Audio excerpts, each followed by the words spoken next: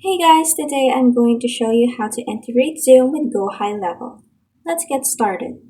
First, log into your GoHighLevel account and click on the settings option right here in the bottom left corner.